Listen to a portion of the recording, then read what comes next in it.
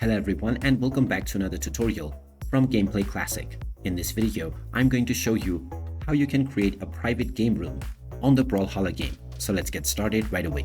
First of all, open up the Brawlhalla game on your device, and once you are taken into the main menu, if you wish to create a private game room for you and your friends to play together, just click on the custom game room option from the left side.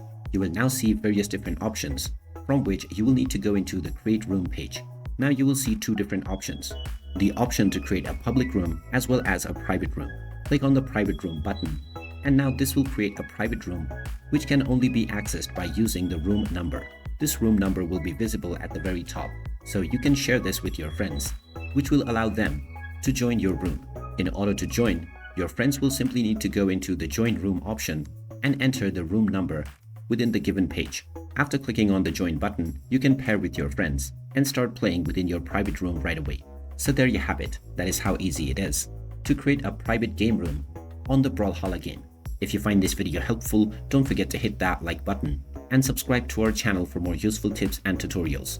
Thanks for watching, and I will see you again in the next video.